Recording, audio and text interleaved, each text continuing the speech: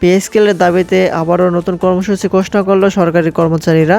এখানে আন্দোলন সম্পর্কে বিস্তারিত কি বলা হয়েছে সকল কিছু আজকে আপনাদের মাঝে জানিয়ে দেওয়ার চেষ্টা করব। আশা করি ভিডিওটি মনোযোগ সহকারে শেষ পর্যন্ত দেখার চেষ্টা করবেন।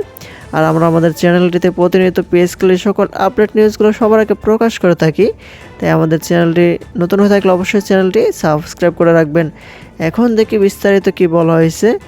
এই পে স্কেল সম্পর্কিত এই খবরটি আজকে প্রকাশ করা হয়েছে। দেখতে পাচ্ছি বলা হয়েছে নবম পে স্কেলে গেজেট প্রকাশ এবং সাধ্যবাদ দাবির পরিপ্রেক্ষিতে নতুন কর্মসূচি ঘোষণা করেছে বাংলাদেশ সরকারি কর্মচারী দাবি আদায় ঐক্য পরিষদ। সংগঠনটির নেতারা জানিয়েছেন, আগামী পহেলা থেকে 3 ফেব্রুয়ারি পর্যন্ত প্রতিদিন সকাল 9টা থেকে 11টা পর্যন্ত সারা দেশে সরকারি দপ্তরগুলোর সামনে অবস্থান, বিক্ষোভ ও 2 ঘন্টা কর্মবিরতি পালন করা হবে। আর দাবিগুলো বাস্তবায়িত না হলে 6 ফেব্রুয়ারি সকাল 10টায় কেন্দ্রীয় শহীদ মিনার থেকে প্রধান উপদেষ্টার বাসভবন যমুনা পর্যন্ত ভোকা মিছিল ও ঘেরাও কর্মসূচি পালন করা হবে। এর আগে গতকাল জাতীয় প্রেস ক্লাবের সামনে অনুষ্ঠিত প্রতিবাদ সমাবেশে সংগঠনের মুখ্য সমন্বয়ক মোহাম্মদ ওয়ারেস আলীর সভাপতিত্বে 35টির বেশি সংগঠনের সদস্যরা অংশগ্রহণ করেন। বক্তারা বলেন, গত 7 বছর ধরে শান্তিপূর্ণ আন্দোলন এবং 5ই ডিসেম্বর বিশাল মহাসমাবেশ সত্ত্বেও সরকার কার্যকর পদক্ষেপ নিচ্ছে না।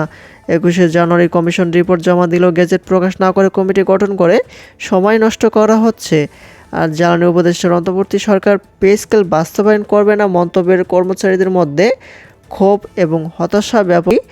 আর সমাবেশে বক্তারা দাবি করেন, বাজার মূল্যের সঙ্গে সঙ্গতি রেখে অবিলম্বে 12টি গ্রেড সর্বনিম্ন বেতন 35,000 টাকা থেকে সর্বোচ্চ 1,40,000 টাকা নির্ধারণ করে নবম পে স্কেল গেজেট প্রকাশ করতে হবে।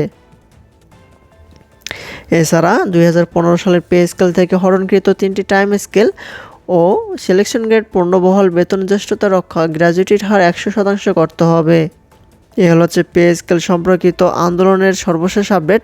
পরবর্তীতে যখনই আন্দোলনের সকল আপডেট নিউজগুলো সবার আগে পেতে অবশ্যই আমাদের চ্যানেলটিকে সাবস্ক্রাইব করে রাখবেন। আজকের মতো এ পর্যন্ত, সবাই ভালো থাকবেন, সুস্থ থাকবেন। ধন্যবাদ সবাইকে। আসসালামু আলাইকুম।